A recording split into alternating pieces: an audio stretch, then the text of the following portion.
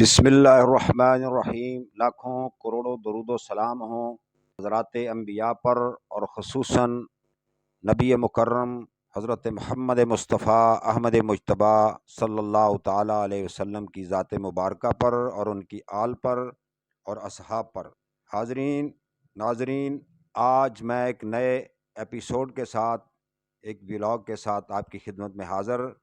آج میں آپ کے سامنے ایک ایسا مناظرہ، اس کا تجزیہ و تبصرہ پیش کرنے کی جسارت کر رہا ہوں۔ یہ مناظرہ جناب علامہ مولانا عبدالحلیم اہل سنت کے نمائندگی کر رہے تھے، بہت بڑے عالم دین انگلینڈ سے، اور اہل تشیع کے بڑے عالم دین جید عالم مناظر جناب علامہ حسن اللہ یاری صاحب فرام امریکہ سے بروز ہفتہ مورخہ 17 اگست 2024 کو یہ مناظرہ کنڈکٹ کیا۔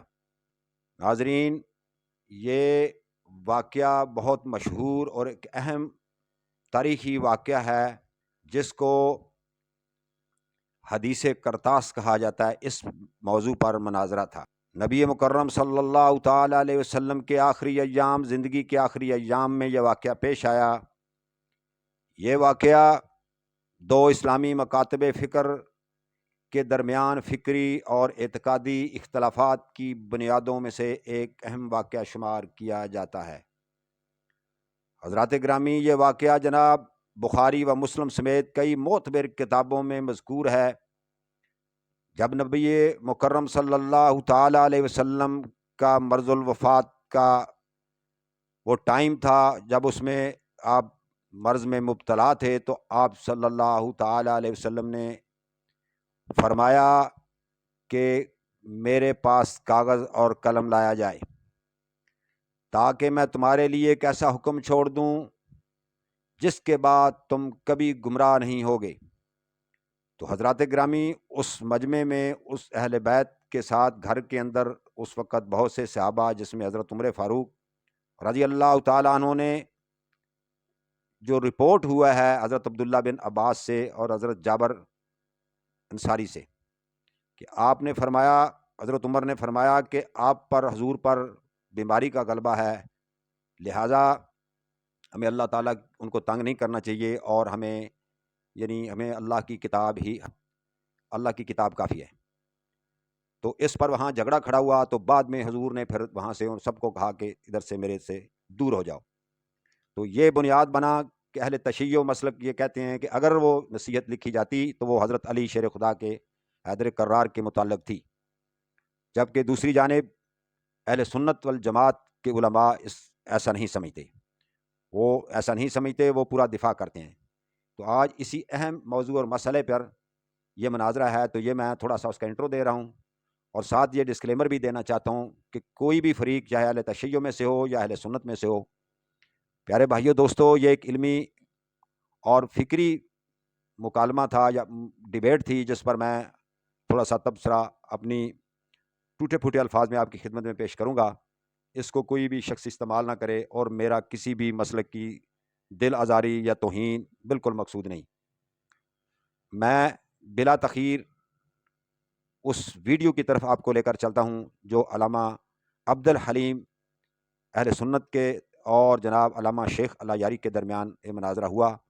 تو آئیے ہم پہلے اس مناظرے کو دیکھتے ہیں، اور پہلی ٹرن 15 منٹ کی ہے، اس کے بعد دوسری ٹرن میں نے 10 منٹ کی رکھی تھی۔ بہت ہی دلچسپ اور علمی گفتگو ہے، تو انشاءاللہ آپ اس سے لطف اندوز ہوں گے، اور آپ کی علم اور سمجھ میں اور اضافہ ہوگا۔ تو چلتے ہیں مناظرے کی ابتدائی ٹرن پر، جس میں اس میں مدعی علامہ حسن اللہ یاری صاحب ہوں گے، وہ اپنا دعویٰ رکھیں گے، اور جواب دعویٰ میں مدعا علیہ علامہ عبدالحلیم صاحب اس کا جواب دیں گے۔ تو چلتے ہیں ویڈیو کی طرف۔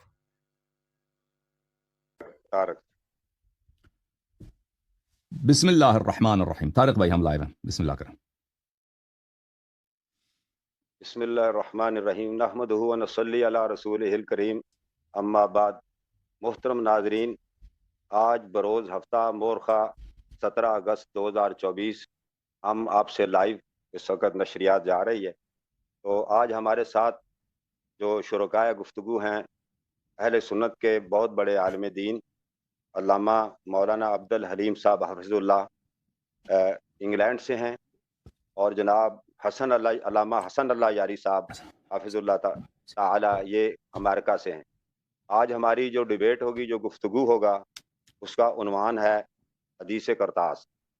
تو اس سے پہلے کہ ہم اپنی باقاعدہ گفتگو کا اور ڈیبیٹ کا یا مناظرے کا آغاز کریں، میں چاہوں گا کہ جو ہمارے محترم و مکرم شرکاء علماء دین دو مسالک سے ہمارے ہاں اس وقت موجود ہیں، ان سے 2 منٹ کے لیے ابتدائی گفتگو فرما لی جائے، تاکہ جو آگے آنے والی گفتگو ہے اس کے اوپر کچھ بات کرنی ہے، اس کی ترتیب سیٹ کر لی جائے۔ تو میں جناب سب سے پہلے جناب حضرت مولانا عبد الحلیم صاحب حافظ اللہ تعالیٰ کو 2 منٹ دیتا ہوں تو وہ اس پر بات کر لیں کہ جو آج کا عنوان ہے۔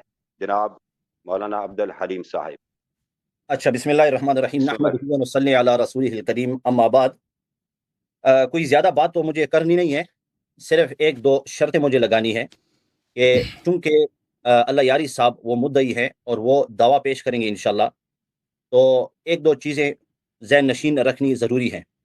وہ یہ ہے کہ سب سے پہلی چیز کہ اگر کوئی دعویٰ کیا جائے تو بلا دلیل وہ دعویٰ قبول نہیں کیا جائے گا، ٹھیک ہے۔ دوسری بات یہ ہے کہ اگر کسی بات کا ترجمہ کیا جائے، ٹھیک ہے، تو اس کا لفظی ترجمہ ضروری ہے، کوئی محاوری ترجمہ یا زائد الفاظ قبول نہیں کیے جائیں گے۔ اگر کوئی عربی عبارت ہو، کوئی حدیث ہو، قرآن کی آیت ہو، تو اس کا حوالہ دیا جائے، وہ تو ویسے بھی وہ دیتے رہتے ہیں، لیکن اس کا لفظی ترجمہ ضروری ہے، تاکہ جو سامعین ہیں وہ جب ہم اشکال پیش کریں یا کوئی ہم سمجھانے کی کوشش کریں تو پھر وہ ہمارا وہ جو سمجھایا ہوا ہے وہ سمجھ لیں، ٹھیک ہے۔ تو یہ 2-3 باتیں مجھے کرنی تھی، اس کے علاوہ آپ ان کو وقت دے دیں۔ اب وقت کتنا ہوگا؟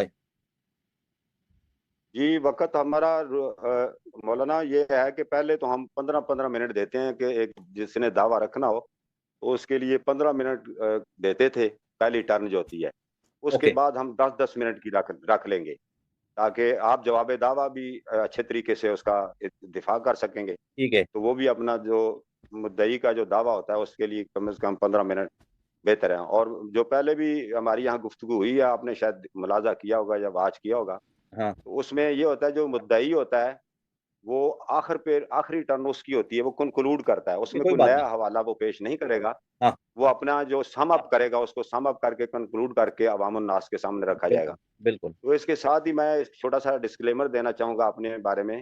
مجھے لوگ کافی میں نے مناظرے یا ڈیبیٹ کرائی ہیں، تو میرا ڈسکلیمر یہ ہے کہ میرے لیے دونوں ہی قابل احترام ہیں، عالم دین ہیں، میری ایک حیثیت ایک ماڈریٹر کی ہے، تو ہم چاہیں گے کہ ایک اچھے انداز میں اور اچھے ماحول میں اور احسن طریقے سے، جیسے کہ ہمیں اللہ رب العزت نے خالق کائنات نے قرآن مجید میں اپنے کلام مجید میں یہ فرمایا ہے کہ دوسروں کو دعوت دو، موعظۃ حسنہ، اچھے طریقے سے اور دلائل کے ساتھ بات ہو، مقدسات کا دوسرے کا خیالات رکھا جائے۔ تو میں یہ امید کروں گا اور التجا کروں گا دونوں شرکاء گفتگو اور علماء کے سامنے کہ وہ اچھے طریقے سے یہ انشاءاللہ آگے بڑھائیں گے اس پروگرام کو۔ تو میں 2 منٹ کے لیے اب گزارش کروں گا جناب الشیخ حسن اللہ یاری صاحب سے کہ وہ بھی 2 منٹ کے لیے کچھ اپنا خیالات کا اظہار کریں آگے آنے والی گفتگو کے موقع کے اوپر۔ بہت مہربانی۔ بسم اللہ الرحمن الرحیم، الحمد للہ رب العالمین، وصلی اللہ علی سیدنا و نبینا ابی القاسم المصطفى محمد وعلى اہل بیتہ الطیبین الطاہرین ولا سیما بقیت اللہ فی الارضین وحجتہ فی العالمین واللعن علی اعدائہم من الآن الى ابد الآبدین۔ میں سب ناظرین کی خدمت میں سلام عرض کرتا ہوں، السلام علیکم ورحمۃ اللہ۔ امید کرتا ہوں کہ انشاءاللہ سب عافیت سے ہوں گے۔ محترم مناظر علامہ شیخ عبد الحلیم صاحب جو یو کے سے ہمارے ساتھ مرتبط ہیں، یہاں پہ کمیونیکیشن میں ہیں اور شریک گفتگو ہیں، اور ہمارے بہت محترم بھائی طارق ایوان صاحب، دونوں کو یہاں پہ مرحبا کہتا ہوں اور خوش آمدید کہتا ہوں اور ویلکم کہتا ہوں، اور امید کرتا ہوں کہ انشاءاللہ تبارک و تعالی ایک علمی گفتگو ہوگی اور دلائل پہ مبتنی گفتگو ہوگی۔ شیخ صاحب نے جن شرائط کا ذکر کیا کہ بغیر دلیل کے ادعا پیش کرنا یہ قابل قبول نہیں ہے، اور احادیث روایات جن سے استدلال کیا جاتا ہے ان کا لفظی ترجمہ پیش کیا جائے، بالکل انہوں نے صحیح فرمایا، وہ ہمارے سر آنکھوں پر۔ میرا جو سب ناظرین سے انشاءاللہ تبارک و تعالی جو گزارش ہے اور جو التماس ہے وہ یہ ہے کہ انشاءاللہ دقت کے ساتھ غور کے ساتھ طرفین کے دلائل کو دیکھ لیں، کیونکہ ہمارا موقف ہے قدیم ایام سے شیعہ علماء کا موقف ہے کہ جماعت مخالفین کسی بھی مسئلے پر جس سے ہم اختلاف رکھتے ہیں ان کے پاس دلیل نہیں ہے، یہ لوگ ان کے پاس سوائے یہ کہ روایات کو احادیث کو توڑ کے غلط کر کے اس میں اضافہ کر کے اس سے کم کر کے پیش کریں، اس کے علاوہ ان کے پاس کوئی چارہ نہیں ہے۔ سچ کہہ کر یہ اپنے موقف کا دفاع نہیں کر سکتے۔ ہمارا وجہ استدلال کو دقت کے ساتھ سن لیں، اور وجوہ استدلال کا آپ دیکھ لیں گے کہ ایک وجہ استدلال کا بھی یہ جواب نہیں دے سکیں گے انشاءاللہ تبارک و تعالی۔ اور ہم کریں گے ہاں انشاءاللہ تبارک و تعالی، انشاءاللہ ہمارا یہ ابتدائی گفتگو ہے۔ ہاں کہ میرا سب لوگوں سے یہ میری گزارش ہے۔ جی سر 2 منٹ آپ نے دیے تھے تو ہم نے جی میں نے جو محسوس کیا کہ دونوں عالم دین اس بات پر اتفاق ہیں، کوئی اس طرح نزاع نہیں ہے۔ دونوں جو انہوں نے شرائط رکھی اور آپ نے بھی ان کے بارے غور سے سنا اور جواب دیا، انشاءاللہ آگے اچھی طریقے سے بات ہوگی۔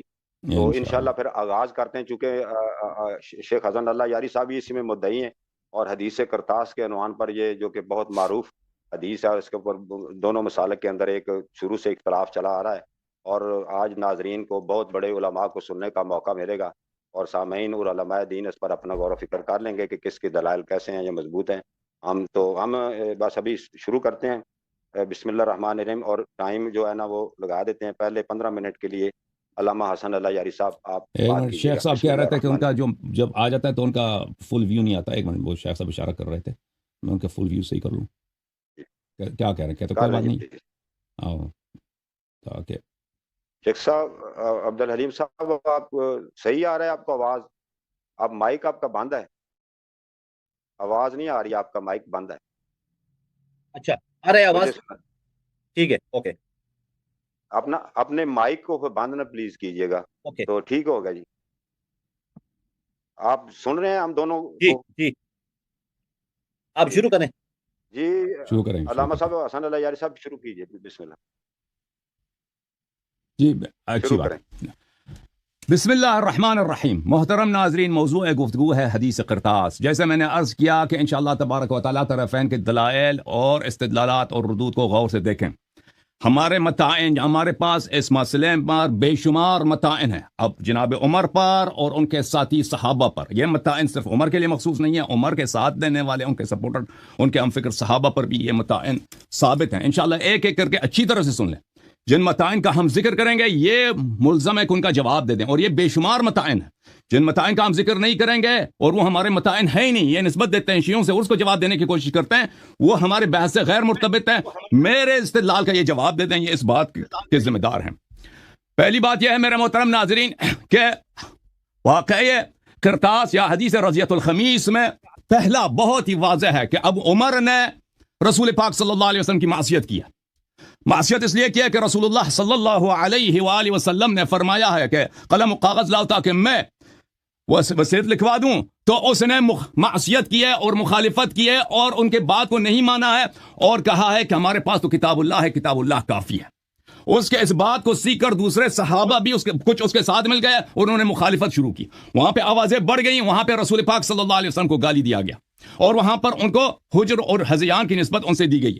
یہاں پر میرے محترم ناظرین پہلا ہمارا طعن معصیت الرسول صلی اللہ علیہ وآلہ وسلم، کہ عمر نے مخالفت نبی صلی اللہ علیہ وسلم کی ہے، معصیت نبی صلی اللہ علیہ وآلہ وسلم کی ہے، اور معصیت نبی صلی اللہ علیہ وسلم بلا شک بلا ریب یہ فسق ہے، اس میں کوئی شک ہی نہیں ہے۔ اور معصیت کے بہت سارے اقسام ہوتے ہیں، ایک معصیت غیاب میں ہوتا ہے، ایک معصیت حضور میں ہوتا ہے، ایک معصیت جزئی مسائل میں ہوتا ہے، ایک معصیت ان امور میں ہوتا ہے جن میں پورے دین کی صلاح ہے اور پورے اسلام کی بقا ہے اور امت کی نجات ہے۔ جس مسئلے میں عمر بن الخطاب نے رسول اللہ صلی اللہ علیہ وسلم کی معصیت کی ہے وہ یہ ہے کہ ان کے حضور میں، ان کے گھر میں بیٹھ کر، ان کے آنکھ میں آنکھ ڈال کر معصیت کی ہے۔ اور یہ معصیت نہ صرف معصیت ہے بلکہ مخالفت رسول صلی اللہ علیہ وسلم ہے، توہین نبی صلی اللہ علیہ وسلم۔ توہین اس طرح کہ جب وہ فرماتے ہیں ایک بات کو آپ مخالفت کر رہے ہیں، ان کے حضور میں کر رہے ہیں۔ اس کی کراہت اور اس کی نکارت بہت ہی شدید ہے، ایسے کہ ان کے غیاب میں ابھی ہم 1000 سال کے بعد کوئی گناہ کریں، کوئی نبی صلی اللہ علیہ وسلم کی کوئی ایسی حکم کو نہ مانے، اور پھر کس مسئلے میں پورے امت کی نجات ہے، پوری امت کی امان ہے ضلالت و گمراہی سے۔ ملاحظہ کریں میرے محترم ناظرین، کتاب بخاری چابدار احیاء تراث العربی، ان کے صحیح ترین کتب سے حدیث ملاحظہ کریں، حدیث نمبر 4432، عبداللہ ابن عباس کی حدیث ہے۔ محترم ناظرین کیا کہتا ہے عبداللہ ابن عباس؟ قال لما حضر رسول اللہ صلی اللہ علیہ وآلہ وسلم، رسول اللہ صلی اللہ علیہ وسلم جان دینے لگے تھے، اگر اس شخص کے دل میں محبت رسول صلی اللہ علیہ وسلم ہوتا، حب رسول صلی اللہ علیہ وسلم ہے، ایک نبی صلی اللہ علیہ وسلم نے پوری سردار انبیاء نے اسلام کی خدمت کی ہے، ان لوگوں کو شرک اور کفر سے نجات دی ہے، حضر النبی صلی اللہ علیہ وسلم، ان کے احتضار کا وقت ہے، جان دینے کا وقت ہے۔ دوسرے روایات میں شدید درد میں مبتلا ہیں، انہوں نے خود کہا تھا کہ میں مر جاؤں گا، اس سے کچھ دن پہلے فرمایا تھا کہ میں دنیا سے جانا، ان کا موت تو یقینی ہے۔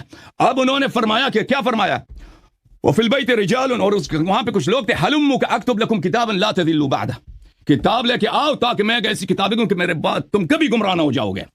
وما ينطق عن الهوى ان هو الا وحي يوحى، نبی صلی اللہ علیہ وسلم جھوٹ نہیں بولتے، اپنی ہوا سے نہیں بولتے۔ انہوں نے جب کہا ہے کہ میں وصیت ایسی لکھ دوں گا یا لکھا دوں گا کہ اس کے بعد کبھی گمراہ نہ ہو جاؤ گے، تو اس پہ شک کرنے والا ہی کافر ہے، اس کو نہ ماننے والا ہی کافر ہے۔ یہ تو بہت واضح ہے، اس کو نہ ماننے والا پورے امت کا غدار ہے، پوری انسانیت کا غدار ہے، کیونکہ نبی صلی اللہ علیہ وسلم نے جب وعدہ دیا تھا کہ کبھی گمراہ نہ ہو جاؤ گے اس وصیت سے، اس کی مخالفت کر کے پوری امت کی ضلالت، پوری امت کا انحراف اس کے گردن میں، جس نے یہ وصیت نہیں لکھنے دیا ہے، جس نے مخالفت کیا۔ فقال بعضهم ان رسول الله صلی اللہ علیہ وسلم غلبه الوجع وعندكم قرآن حسبنا کتاب اللہ، تو ان میں سے ایک نے کہا ہمیں پتہ ہے کہ کہنے والا کون ہے، یہ عمر بن الخطاب ہے، کیونکہ حدیث نمبر 114 بخاری میں ہے کہ جب کہا اشتد بالنبی وجعه، درد بڑا شدید تھا نبی صلی اللہ علیہ وسلم کے جسم شریف میں، فرمایا ائتونی بکتاب اکتب لکم کتابا لا تذلوا بعدہ، قلم لے کے آؤ، کتاب لے کے آؤ کہ میں وصیت لکھ دوں کہ اس کے بعد کبھی گمراہ نہ ہو، کوئی گمراہی، کوئی انحراف، کوئی اختلاف امت میں نہیں ہوگا قیامت تک، گارنٹی۔ اس نے کیا کہا؟ حسبنا کتاب، ان النبی غلبہ الوجع، اس کا عقل کام نہیں دے رہا، یہ اس کا عقل جو ہے درد کا مغلوب ہو چکا ہے، درد پہ حاوی ہونے کی وجہ سے حجر کہہ رہا ہے۔ حجر ابھی بعد میں آ جائے گا، لیکن ابھی ہم صرف حجر پہ ہم بہت لمبی بحث کریں گے کہ اس نے حزیان کی جو نسبت دی ہے وہ اس پہ آئے گا۔ ابھی انہ غلبہ الوجع، نبی صلی اللہ علیہ وسلم چاہے درد میں ہو، چاہے تکلیف میں ہو، چاہے راحت میں ہو، اس کا ہر حکم صحیح ہے، ہر حکم وحی من اللہ ہے، وما ينطق عن الهوى ان هو الا وحی یوحى وعندنا کتاب اللہ حسبنا۔ فاختلفوا، عمر نے کہا کہ ہمارے پاس قرآن موجود ہے، اس کی وجہ سے اختلاف پیدا ہو گیا۔ اختلاف کا بانی، اختلاف کا بادی، اختلاف کا مبتدی، اختلاف کے دروازے کو کھولنے والا کون ہے؟ عمر ہے، اور صحابہ کچھ نے اس کے سپورٹ کیا اور کچھ نے اس کی مخالفت کیا۔ جو انہوں نے مخالفت کی عمر کی، وہ موافق تھے قول نبی صلی اللہ علیہ وسلم، وہ جنتی، وہ رضی اللہ عنہم۔ جنہوں نے مخالفت نبی صلی اللہ علیہ وسلم کی، اسلام کے غدار اور نبی صلی اللہ علیہ وسلم کے غدار۔ ملاحظہ کریں، یہ کتاب مسند احمد بن حنبل، مؤسسۃ الرسالہ، الجزء الثالث والعشرون، یہاں پر صفحہ نمبر 68 میں صحیح حدیث کے ساتھ جابر بن عبداللہ انصاری سے روایت ہے، ان النبی صلی اللہ، حدیث نمبر 14726، ان النبی صلی اللہ علیہ وآلہ دعا عند موته بصحیفۃ لیکتب فیہا کتابا لا یضلون بعدہ۔ جابر بن عبداللہ انصاری فرماتے ہیں کہ نبی صلی اللہ علیہ وسلم نے مرتے وقت، جمعرات کو، منڈے کو ان کی وفات ہوئی ہے، اثنین کو، اور جمعرات کو انہوں نے یہ واقعہ پیش آیا، قلم و کاغذ لے کے آؤ تاکہ میں وصیت لکھ دوں۔ فخالف علیہا عمر بن الخطاب، حدیث کیا ہے؟ صحیح ہے، بخاری میں بھی تھے کہ عمر نے مخالفت کی، یہاں پہ سری الفاظ ہے عمر نے مخالفت کی۔ اور بھائی عمر نے مخالفت کی، نبی کی مخالفت یعنی قرآن کی مخالفت، نبی صلی اللہ علیہ وآلہ، اطیع اللہ و اطیع الرسول، نبی کی اطاعت اللہ کی اطاعت ہے، نبی کی معصیت اللہ کی معصیت ہے، اللہ کی مخالفت ہے۔ اور اگر نبی کی مخالفت فسق نہیں ہے، نبی کا مخالفت کرنے والا فاسق نہیں ہے، تو دنیا میں سب کے سب صالحین ہیں، دنیا میں کوئی فاسق ہے ہی نہیں، سب اولیاء اللہ ہیں۔ فسق کا مطلب ہی یہی ہے، فساد کا مطلب ہی یہی ہے، جہنم کا دروازے اسی شخص کے لیے ہیں کہ جس نے نبی صلی اللہ علیہ وسلم کی مخالفت کی ہو۔ اور کس مسئلے میں مخالفت کی ہے؟ وہ ایک ایسی حیاتی مسئلہ کہ اس کے بعد کوئی گمراہ نہیں ہوگا۔ ملاحظہ فرمائے، قرآن مجید فرقان حمید، اللہ رب العزت کا ارشاد ہے، انما كان قول المؤمنین اذا دعوا الى الله ورسوله ليحكم بينهم ان يقولوا سمعنا واطعنا واولئك هم المفلحون۔ مومن کا یہ قول ہے، جب اس کو پکارا جاتا ہے کہ اللہ کا یہ حکم ہے، رسول صلی اللہ علیہ وسلم کا حکم یہ ہے، تو وہ کہتا ہے سمعنا واطعنا، ہم نے سماعت کی ہے اور ہماری اس جانب سے طاعت ہی طاعت فرمان برداری ہے۔ ٹھیک ہے نا؟ عمر نے یہی کیا، عمر نے یہ تو نہیں کیا، اس نے عمر نے کیا؟ مخالفت کیا۔ عمر نے مخالفت جو کرتا ہے اس کے متعلق اللہ تعالیٰ کیا فرماتا ہے؟ فَلْيَحْذَرِ الَّذِينَ يُخَالِفُونَ عَنْ أَمْرِهِ أَن تُصِيبَهُمْ فِتْنَةٌ أَوْ يُصِيبَهُمْ عَذَابٌ أَلِيمٌ۔ جو میرے نبی صلی اللہ علیہ وسلم کے حکم کی مخالفت کرے، برحذر رہے کہ اس کو فتنہ لگے گا، اور اس کے لیے میں نے جہنم میں عذاب علیم، دردناک عذاب مہیا کیا۔ اب محترم ناظرین، 2 اور 2 4 ان کے کتاب سے میں نے ثابت کی، نبی صلی اللہ علیہ وسلم کے آخری ایام میں عمر اپنے خطاب اپوزیشن گروپ کے سردار تھے، حزب کس سے مخالفت؟ نبی صلی اللہ علیہ وسلم سے مخالفت میں کہ سردار ہے، لیڈر ہے اپوزیشن حزب اختلاف کے، اپوزیشن پارٹی کے یہ مخالف ہیں، نبی صلی اللہ علیہ وسلم اپوزیشن لیڈر کو چھوڑے ہیں، جو اپوزیشن لیڈر نہ بھی ہو، اپوزیشن کرے، مخالفت کرے، قرآن کہہ رہا ہے وہ جہنمی ہے۔ اب بھائی تو عمر، یہ قرآن سب کے لیے نا، یہ تو نہیں عمر کو چھٹی ہے، تو عمر کا یہ نبی صلی اللہ علیہ وسلم کا مخالف دین سے انحراف اور اس کا جہنمی ہونا میں نے ثابت کیا نہیں کیا، بہت واضح کیا ہے۔ وما كان لمؤمن ولا مؤمنة إذا قضى الله ورسوله أمرا أن يكون لهم الخيارة من أمرهم ومن يعص الله ورسوله فقد ضل ضلالا مبينا، کہ اگر اللہ اور رسول کو یہ حکم دے دیں تو کسی مؤمنہ کو کوئی آپشن نہیں ہے سوائے اطاعت کے۔ اللہ اور رسول صلی اللہ علیہ وسلم جب حکم دیتے ہیں تو اس میں آپ کو اختیار نہیں ہوتی کسی بات کی کہ اس کے سامنے آپ کہتے ہیں کہ کتاب اللہ کافی ہے، وصیت کی ضرورت نہیں ہے، اور کوئی آپشن نہیں ہے سوائے اطاعت کے، سمعنا اور اطعنا کہنے کے۔ ومن یعص اللہ ورسولہ، اور جو اللہ اور رسول کی اطاعت کرے، فقد ضل، بے شک وہ گمراہ ہے۔ کیسا گمراہ؟ واضح گمراہی۔ تو پتہ چلا نا صحابہ کا ٹولہ جس کا لیڈر عمر بن الخطاب ہے، یہ ضل ضلالا مبینہ کیسے نہیں ہے؟ شیخ صاحب ہمارا جواب دے دیں۔ یہ قیامت تک نہ یہ اور نہ ان کے اکابر علماء، ازہر، لاہور، پاکستان، کراچی، مکہ مکرمہ، مدینہ منورہ، بغداد کے علماء سب کانفرنس رکھ دینا، یہ 5 منٹ کے استدلال، 10 منٹ کے استدلال کا قیامت تک جواب نہیں دے سکیں گے، نہیں دے سکیں گے، کوئی سوائے کہ جھوٹ بنا دیں، کوئی ایسی غلط بات بنا دیں۔ اچھا، پہلا جو عمر بن الخطاب پہ ہم واضح طور پر طعن ہمارا کیا ہے؟ اس نے معصیت نبی صلی اللہ علیہ وسلم کیا، اور معصیت نبی صلی اللہ علیہ وسلم کا حکم کیا میں نے بتا دیا۔ دوسرا اس کے پاس طعن کیا؟ وہ دوسروں کا لیڈر بن گیا، اس نے اس بات کا ابتدا کیا۔ عمر نے اس باب کا خاموش ہیں، عمر نے اس باب کا ابتدا کیا، اس نے مخالفت کی ہے، تو دوسرے صحابہ نے اس سے سیکھا ہے، اس کے پیچھے چل پڑے، تو دوسرے صحابہ کا گناہ بھی ابو بکر عمر پر ہیں جنہوں نے وہاں پہ مخالفت نبی صلی اللہ علیہ وسلم کی، کیونکہ اس کا لیڈر تھا۔ تیسرا طعن ہمارا یہ ہے کہ یہ مخالفت حضور نبی صلی اللہ علیہ وسلم میں ہوئے۔ شیخ صاحب ایک طعن کبھی جواب نہیں دے سکو گے، ایک کبھی نہیں جواب دے سکو گے، مگر یہ کہ غلط باتیں کہہ دو، جھوٹ باتیں کہہ دو، سچ کہہ کر ایک طعن کبھی جواب نہیں دے سکو۔ تیسرا طعن سن لو، تیسرا طعن نبی صلی اللہ علیہ وسلم کے بارگاہ اقدس میں، ان کے سامنے، ان کے آنکھ میں آنکھ ڈال کر مخالفت کیا۔ اس طرح کی مخالفت کرنا توہین ہوتی ہے، کسی بھی لیڈر کی، کسی بھی بزرگ کی توہین ہے۔ پیچھے اگر آپ مخالفت کریں چلیں، لیکن اس کے بارگاہ میں مخالفت کریں، یہ کیا ہے میرے مت؟ اس کی توہین ہے۔ نبی صلی اللہ علیہ وسلم کا توہین کرنے والا کافر ہے، اس میں کوئی ابہام ہی نہیں ہے، سب کا اجماع ہے۔ اور پھر اس کے بعد کلمہ حجر بھی بولا، وہ الگ بات ہے، کلمہ حجر بنفسی ہی کفر ہے، کلمہ حجر یا انما یحجر رسول اللہ، اس کی میں ابھی بات نہیں کر رہا، مخالفت خود اہانت ہے، اس کی بات کر رہا ہوں۔ چوتھا طعن، اس نے خود بھی مخالفت کی، دوسروں سے بھی مخالفت کرائی ہے، جو صحابہ اس کے پارٹی میں تھے، تو ان کا لیڈر یہ بھی بنا، ان کا گناہ، ان کا وزر بھی عمر کے گردن پر ہے۔ پانچواں طعن، نبی صلی اللہ علیہ وسلم کے گھر میں بیٹھ کر آواز بلند کر کے، ان کی طاعت نہ کر کے، ان کے سننا، ان کے فرمان کے مقابلے میں کہنا کہ ہمارے پاس تو کتاب ہے، اس طرح مخالفت کرنا، یہ اذیت رسول صلی اللہ علیہ وآلہ وسلم ہے۔ اذیت رسول صلی اللہ علیہ وآلہ وسلم کفر ہے۔ قرآن مجید میں اللہ رب العزت کا ارشاد ہے، ان الذین یؤذون اللہ ورسولہ لعنہم اللہ فی الدنیا والآخرہ وعد لهم عذابا مہینا۔ آپ مجھے سمجھا دو شیخ صاحب کیسے اذیت نہیں ہے؟ ان کے گھر میں بیٹھ کر، ان کی نافرمانی کر کے، ان کی مخالفت کر کے، ابھی آئے گا ان کی بیویوں کو بھی گالی دیا، نبی صلی اللہ علیہ وسلم کو بھی گالی دیا، اور پھر اور ایسے مسئلے میں وہاں پہ جھگڑا کیا ہے جس میں پوری امت کی نجات ہے، اس میں اذیت نبی صلی اللہ علیہ وسلم کیسے نہیں ہے؟ اور قرآن نے فرمایا کہ اذیت نبی صلی اللہ علیہ وآلہ وسلم سبب لعن اللہ ولعن الملائکہ فی الدنیا والآخرہ اور عذاب مہین۔ چھٹا طعن، عمر لیڈر بنا دوسروں کا، خود بھی اذیت کی نبی صلی اللہ علیہ وسلم کی، دوسروں سے بھی کرا دی۔ وہ صحابہ، سب صحابہ نہیں، وہ صحابہ جو اس کے پارٹی میں وہاں پہ تھے، جہاں جو نبی صلی اللہ علیہ وسلم کے فرمان کے مخالف تھے، ان سے بھی اذیت کرایا، تو ان کا گناہ بھی عمر پر ہے، ان کا گناہ، کیونکہ اس نے ابتدا کیا، اس نے آغاز کیا، یہ جو ان کا سٹولا تھا۔ اچھا، اگلا، جو شخص نبی صلی اللہ علیہ وسلم کے گھر میں، ان کے فرمان کے سامنے کہتا ہے کہ مخالفت کرتا ہے، ساتواں طعن اچھی طرح سے سن لیں، معصیت کرتا ہے، مخالفت کرتا ہے، آواز بلند کرتا ہے، اس کا پتہ چلا کہ اس کو اللہ سے کوئی ڈر نہیں ہے، اور روز جزا پر بھی ایمان نہیں ہے اس کا۔ اگر ایمان ہوتا، اللہ سے خوف ہوتا، روز قیامت سے، روز حساب سے ڈر ہو، تو اس طرح اقدام کوئی نہیں کرتا بھائی۔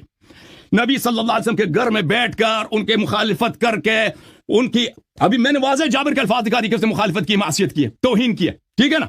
یہ پتہ چل جاتا ہے کہ اس کے دل میں نہ اللہ کا خوف ہے نہ روز قیامت ہے کا ہے، اور یہ نبی صلی اللہ علیہ وآلہ وسلم اللہ سے نہیں ڈرتا، اور یہ مخالفت ہے نبی صلی اللہ علیہ وآلہ وسلم کے متعلق قرآن مجید فرماتے ہیں الم یعلموا انہ من یحادد اللہ ورسولہ، یہ نہیں جانتے جو لوگ اللہ اور رسول کی مخالفت کرتے ہیں فان له نار جہنم خالدا فیها ذلک الخزي العظیم، مخالف نبی صلی اللہ علیہ وسلم کے لیے نار جہنم ہے اور یہ خزي عظیم ہے۔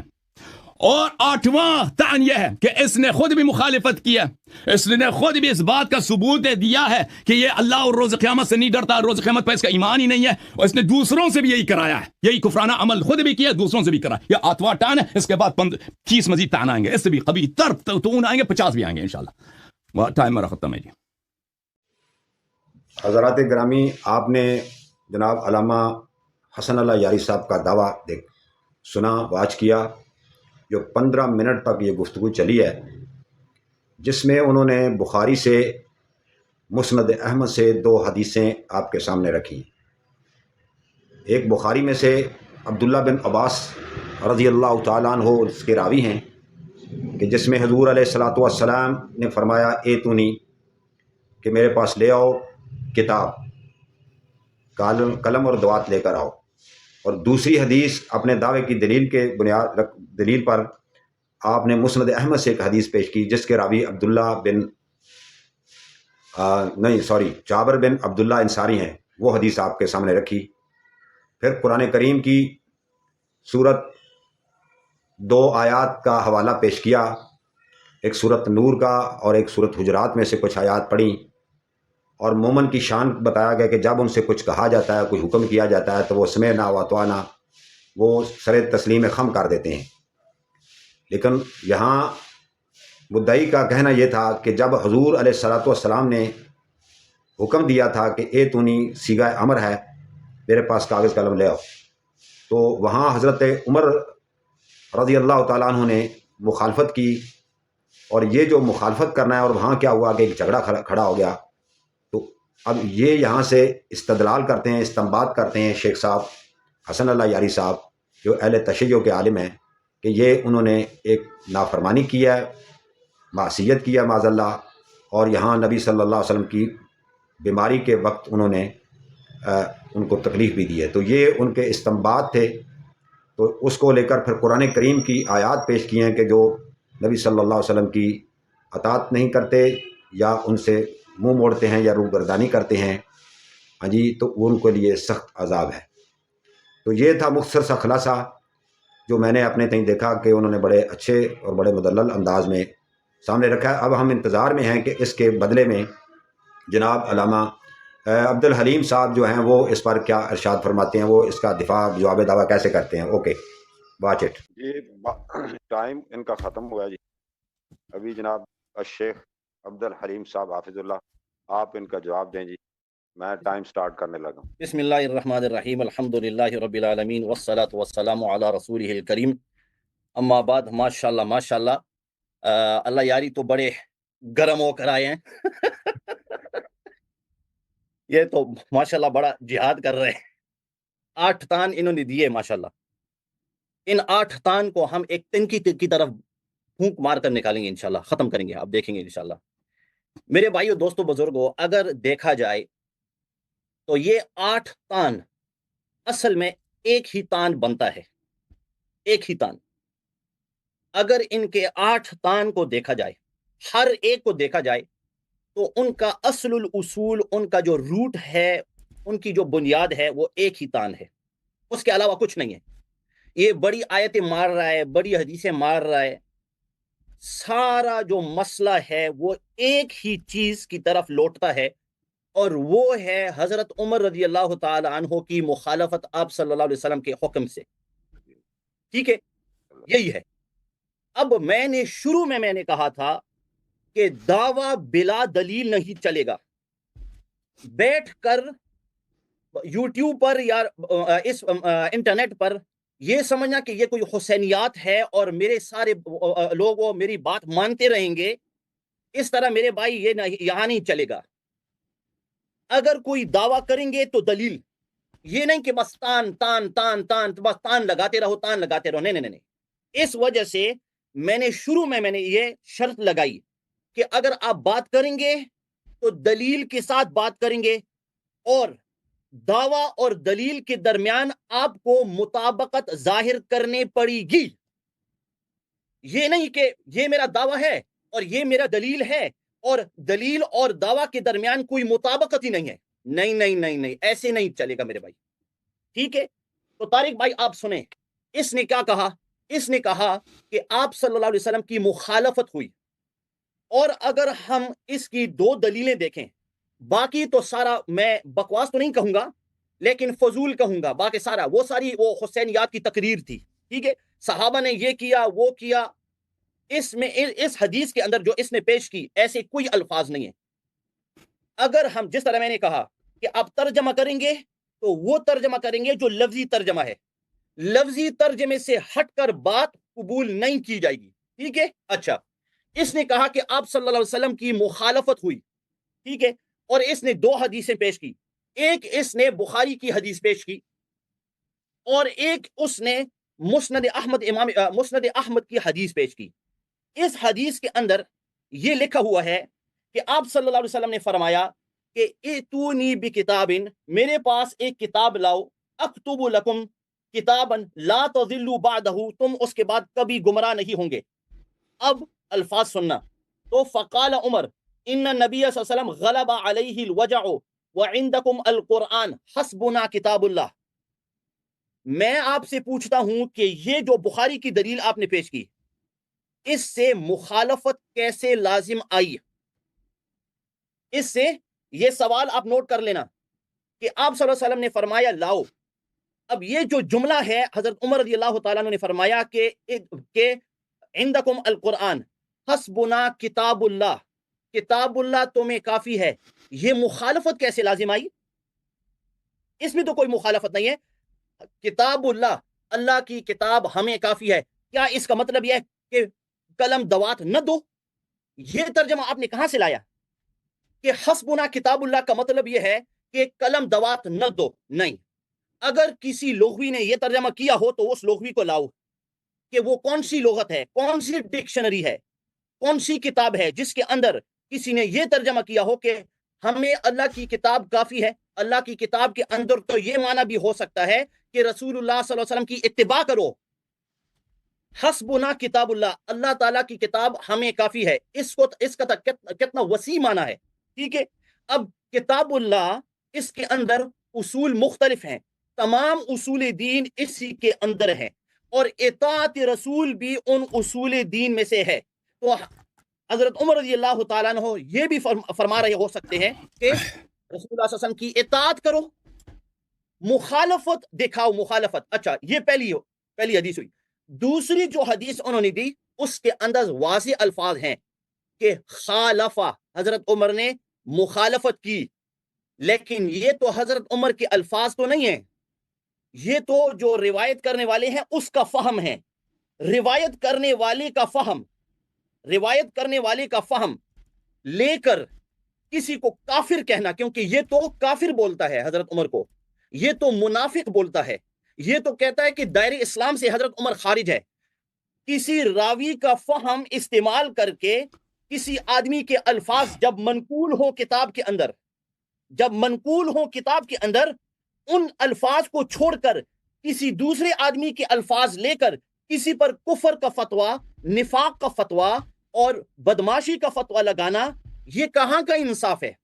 ایک بات۔ دوسری بات، انہوں نے کہا غلب علیہ الوجع، میں نے کہا تھا نا طارق بھائی کہ میں نے کہا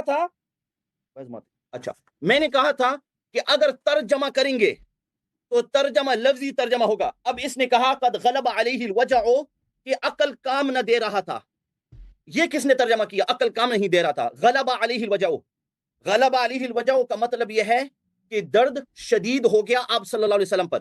میرا سوال یہ ہے کہ اگر درد شدید ہونا کوئی کفری بات ہے، کوئی گستاخی کی بات ہے، تو عبداللہ ابن عباس رضی اللہ تعالیٰ عنہ نے اسی حدیث کے کئی طرق کے اندر انہوں نے وہی الفاظ استعمال کیے، اشتد الوجع به یا اشتد الوجع برسول اللہ صلی اللہ علیہ وسلم کہ بیماری آپ صلی اللہ علیہ وسلم پر سخت ہو گئی تھی. اب بیماری کا سخت ہونا رسول اللہ صلی اللہ علیہ وسلم پر یہ کوئی بے ادبی کی بات ہے کہ آپ صلی اللہ علیہ وسلم سخت بیمار ہو جائیں؟ احادیث کے اندر صاف وارد ہے کہ یوعک کما یوعک الرجلان، کہ آپ صلی اللہ علیہ وسلم دو آدمیوں جیسے بخار ہوا کرتا تھا. آپ صلی اللہ علیہ وسلم کو دو آدمیوں کے جیسے بخار ہوتا تھا. تو پتہ نہیں اس نے مخالفت کہاں سے لائی. حسبنا کتاب اللہ، یہ تو مخالفت تو نہیں ہے. اور اگر کسی نے کہا کہ حضرت عمر نے مخالفت کی، وہ راوی کا قول ہے. راوی کے قول کیوں لیں جب حضرت عمر کا قول اپنا موجود ہے؟ اس کا مجھے جواب دینا طارق بھائی، اس کا مجھے جواب دینا ضروری ہے کہ جب راوی کا قول، جب صاحب قول کا قول موجود ہے کہ انہوں نے فرمایا حسبنا کتاب اللہ، کتاب اللہ ہمیں کافی ہے، اس کا مطلب یہ نہیں ہے کہ کاغذ قلم نہ دو. کیا اس کتاب کے اندر، اس حدیث کے اندر موجود ہے ایسی کوئی بات کہ آپ صلی اللہ علیہ وسلم کہ حضرت عمر نے کسی کا ہاتھ پکڑ کر یہ کہا کہ نہ دو؟ نہیں، ایسی کوئی بات یہاں موجود نہیں ہے. جس طرح میں نے کہا کہ دیکھیں، جس طرح میں نے کہا کہ حضرت عمر رضی اللہ، قرآن کے اندر تمام اصول موجود ہیں. حضور صلی اللہ علیہ وسلم کی اطاعت بھی قرآن کے اندر ہے. تو یہ کہنا کہ حسبنا کتاب اللہ، یہ کہنا کہ حسبنا کتاب اللہ، کتاب اللہ ہمیں کافی ہے، اس کا مطلب یہ کہ آپ صلی اللہ علیہ وسلم کی اطاعت کا وہ خود اقرار کر رہے ہیں. اب تم کیسے ان پر یہ الزام لگا رہے ہو جب وہ خود کہہ رہے ہیں کہ میں قرآن کو مانتا ہوں؟ تم کیسے الزام ان پر لگا رہے ہو کہ تو نہیں، تم اطاعت رسول نہیں مانتے ہو؟ یہ مخالفت کیسے لازم آئی؟ یہ تو عین اطاعت ہے، یہ تو میرے بھائی عین اطاعت ہے. میرے پاس 8 تان ہیں، 9 تان ہیں اور لاکھ تان لاؤں گا. لاکھ سب کو پھونک مار کے ختم کر دوں گا انشاءاللہ، سب کو پھونک مار کے. تو کچھ نہیں ہے، تو کچھ نہیں ہے. تیسری بات، اس نے کہا، یہ دیکھو یہ اس کے الفاظ ہیں، میں نے لکھے ہوئے ہیں، آنکھ میں آنکھ ڈال کر، آنکھ میں آنکھ ڈال کر. یہ الفاظ کدھر ہیں؟ یہ الفاظ کدھر ہیں؟ آنکھ میں آنکھ ڈال کر. توبہ استغفر اللہ، جھوٹ، لعنت اللہ علی الکاذبین، جھوٹوں پر خدا کی لعنت برسے. آنکھ میں آنکھ ڈال کر. دیکھو ادھر کیا لکھا ہوا ہے، عندکم القرآن، قرآن تمہارے پاس ہے. صحابہ سے بات ہو رہی ہے، عندکم القرآن، قرآن تمہارے پاس ہے. حضور سے تو بات ہی نہیں ہو رہی، وہ حضور سے تو بات ہی نہیں ہو رہی. آنکھ میں آنکھ ڈال کر اپنے الفاظ ڈالنا. میں یاری صاحب، میں آپ کو ایک بات بتاؤں، یہ تیری پرانی عادت ہے، میں نے تیری ویڈیوز دیکھے ہیں، تو اپنے الفاظ ڈالتا ہے، اپنے الفاظ. آنکھ میں آنکھ ڈال کر، یہ الفاظ کدھر ہیں؟ یہ الفاظ روایت میں مجھے، جب حضرت عمر نے فرمایا عندکم القرآن، تمہارے پاس قرآن ہے، پھر حضرت عمر نے فرمایا حسبنا کتاب اللہ، کتاب اللہ ہمیں کافی ہے. تو وہ تو آپس میں بات کر رہے ہیں، صحابہ سے بات کر رہے ہیں، وہ تو آپ صلی اللہ علیہ وسلم سے بات ہی نہیں کر رہے. یہ تو یہودیوں کی عادت ہے اپنے الفاظ ڈالنا. وہ تو قرآن میں بھی اس طرح کرتے تھے. ٹھیک ہے، اچھا، آنکھوں میں ڈال. اچھا، اس نے آیت پڑھی، یہ دیکھو یہ کیسے وہ آیتوں کو پڑھتا ہے، ترجمہ کر کے غلط فٹ کرتا ہے لوگوں پر، اور یہ ہمیشہ اپنی ویڈیوز میں اس طرح کرتا ہے. میں آپ کو ایک مثال دیتا ہوں. اس نے آیت استعمال کی، وَمَا كَانَ لِمُؤْمِنٍ وَلَا مُؤْمِنَةٍ إِذَا قَضَى اللَّهُ وَرَسُولُهُ أَمْرًا، ایک مومن مرد کے لیے یا ایک مومن عورت کے لیے، وَمَا كَانَ لِمُؤْمِنٍ وَلَا مُؤْمِنَةٍ إِذَا قَضَى اللَّهُ وَرَسُولُهُ، جب اللہ اور رسول کوئی فیصلہ کریں، جب اللہ اور رسول کوئی فیصلہ کریں، تو پھر ایمان والوں کے لیے کوئی حق نہیں ہے کہ وہ بولیں. تم ثابت کرو کہ یہاں رسول اللہ صلی اللہ علیہ وسلم نے فیصلہ کیا، تم ثابت کرو. صرف یہ کہنا کہ تم لاؤ یہ فیصلہ نہیں ہوا، اس کو فیصلہ نہیں کہتے، کیونکہ آپ صلی اللہ علیہ وسلم اور صحابہ رضی اللہ عنہم کے درمیان مراجعت ہوا کرتی تھی. بعض مرتبہ آپ صلی اللہ علیہ وسلم کچھ فرماتے تھے، صحابہ رضی اللہ تعالی عنہم مراجعت فرماتے تھے، یا رسول اللہ کیا یہ آپ کا مطلب ہے، یا رسول اللہ کیا ہم اس طرح کر سکتے ہیں. میں آپ کو ایک مثال دیتا ہوں. آپ صلی اللہ علیہ وسلم نے فرمایا کہ وہ لوگ جو حج پہ جاتے ہیں یا عمرے پہ جاتے ہیں، تو المحلقین، تو اللہم ارحم المحلقین، اور اے اللہ یہ جو حلق کرنے والے ہیں ان پر رحم فرما۔ تو صحابہ نے فرمایا والمقصرین، کہ یا رسول اللہ وہ جو چھوٹے بال رکھتے ہیں، تو آپ صلی اللہ علیہ وسلم نے فرمایا نہیں، آپ صلی اللہ علیہ وسلم نے فرمایا اللہم ارحم المحلقین، جو حلق کرنے والے ہیں ان پر اللہ کا رحم، اور 3 مرتبہ فرمایا۔ اور صحابہ بار بار مراجعت فرمایا کرتے تھے، بار بار مراجعت فرمایا کرتے تھے۔ اس پر انشاءاللہ میں اللہ یاری آپ کی کتابوں سے میں حوالے دوں گا انشاءاللہ، ٹھیک ہے؟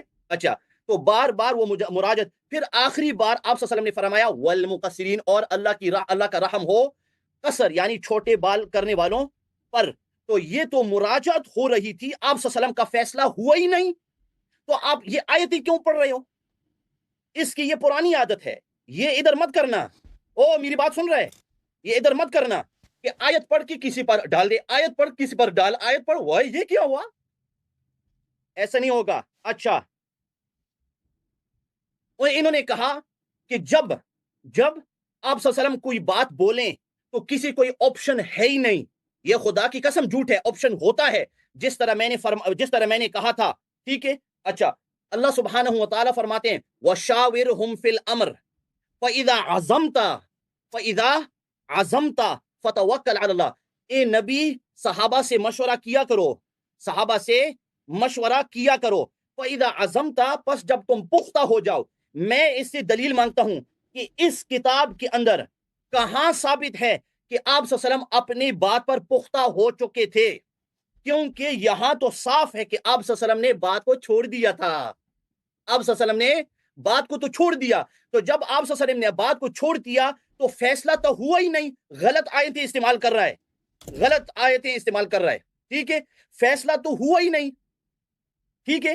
اچھا، تو میری یہ ایک گزارش ہے کہ یہ جو اس نے تان کیا، اور اس نے اتنا بڑا تان دکھانے کی کوشش کی کہ 8 9 10 1 لاکھ ہزار وہ تان میں دوں گا، اسی تان پر رہیں گے جب تک اس کا فیصلہ نہ ہو، ٹھیک ہے؟ میں نے اس کو 2-3 سوال دیے، اس کو نوٹ کرنا چاہیے تھا، یہ نوٹ کرے، پھر مجھے ان سوالوں کا جواب دے۔ جی محترم ناظرین، آپ نے دیکھا کہ علامہ مولانا عبد الحلیم صاحب نے، اہل سنت کے جو ڈیبیٹر ہیں، انہوں نے جو جواب دعویٰ پیش کیا ہے، جو اپنے دلائل اور مدعی کے دعوے کو رد کرنے کی کوشش کی ہے، انہوں نے پہلے تو یہ کہا کہ علامہ صاحب شیخ حسن اللہ یاری صاحب، آپ نے جو 8 متائن پیش کیے ہیں صحابہ پر اور حضرت عمر فاروق رضی اللہ تعالیٰ عنہ پر، یہ 8 تان نہ اس کے اوپر کوئی دلیل پڑی، نہ کوئی دلیل دی، نہ قرآن کی آیت، نہ حدیث آپ نے وہ پیش نہیں کی۔ دوسرا انہوں نے کہا کہ یہ صرف ایک ہی تان اگر بنے بھی تو ایک تان آپ بنانے کی کوشش کر رہے ہیں، وہ یہ ہے کہ جب آپ نے کاغذ قلم کی ڈیمانڈ کی، مطالبہ کیا، تو آگے سے حضرت عمر نے یہ فرمایا کہ بھئی یہ بیماری میں ہیں، غلبہ ہے بیماری کا، تو لہٰذا ہمیں قرآن ہی کافی ہے۔ تو اس بات پر دونوں گروہوں کے درمیان جھگڑا ہوا یا بات چیت زور شور سے اونچی آوازیں ہوئیں، تو آپ نے پھر حضور نے علیہ الصلوۃ والسلام نے صحابہ کو وہاں سے چلے جانے کا آرڈر کیا اور حکم کیا۔ تو ایک تو آپ نے دعوے کے مطابق دلیل نہیں دی، اور جو قرآن کی آیات آپ نے پڑھی ہیں، 2-3 آیات سورۃ نور کی، سورۃ حجرات کی، سمعنا واطعنا، تو اس میں کہیں بھی کوئی ایسا آرڈر نہیں تھا جس کی انہوں نے نافرمانی کی ہو۔ تو حدیث بخاری کی پڑھی آپ نے، مسند پیش کی، اس میں کوئی ایسی بات نہیں نکلتی، بجائے اس کے کہ انہوں نے قرآن کی اطاعت کا کہا کہ ہم اللہ کی کتاب کافی ہے، اور کتاب اللہ سے مراد وہ پوری شریعت لے رہے ہیں، اس میں قرآن کی آیات اور ساتھ حضور کے ارشادات اور تعلیمات۔ دوسرا انہوں نے ایک نقطہ اٹھایا کہ یہ جو ہے یہ راوی کا فہم ہے، ٹھیک ہے؟ تو 2 راوی آپ نے پیش کیے، 2 روایات آپ نے پیش کی، اب اس میں جابر بن عبداللہ انصاری کی مسند احمد سے، اور بخاری میں سے آپ نے جو پیش کی وہ عبداللہ بن عباس کی حدیث ہے۔ تو ایسا اس میں بالکل کوئی نظر نہیں آتا، اور یہ جو آپ بار بار معصیت، نافرمانی، توہین والے اتنے 8 متان پیش کریں، اس کی کوئی حیثیت نہیں۔ اور یہ جو آپ نے کہا کہ آنکھ میں آنکھ ڈال کر، یہ کس آیت کا اور کس حدیث کا ترجمہ ہے؟ ٹھیک ہے جی، تو یہ وہ کہہ رہے ہیں کہ بھئی صحابہ کی یہ عادت تھی، قرآن اتر رہا تھا، شریعت اتر رہی تھی، تو ان کی تربیت اور تعلیم کے لیے اکثر صحابہ مراجعت کیا کرتے تھے، مسائل کے لیے توضیح و تشریح کے لیے آپ کے پاس آتے جاتے تھے۔ تو اس واقعے حدیث کرتاس سے جو آپ بنیاد بنا کر صحابہ پر اور حضرت عمر پر جو آپ فرما رہے ہیں کہ بھئی وہ انہوں نے معصیت کی، نافرمانی کی، ایسا بالکل ہرگز نہیں ہے، تو آپ کے میں دعوے کو رد کرتا ہوں۔ تو لیٹ سی، یہ پہلی 15 منٹ کی ٹرن جناب ناظرین آپ کی خدمت میں پیش کی گئی، وہ ختم ہوئی۔ اب اگلی ٹرن پھر حضرت جناب علامہ صاحب حسن اللہ یاری صاحب کی شروع ہوگی 10 منٹ کی، پھر اس کا جواب آئے گا۔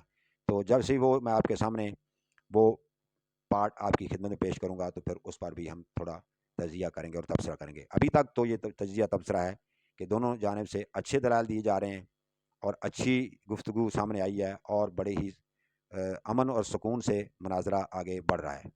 تو مجھے امید ہے کہ آپ کو یہ میرا ایپیسوڈ اور یہ تجزیہ وغیرہ کرنا پسند آیا ہوگا۔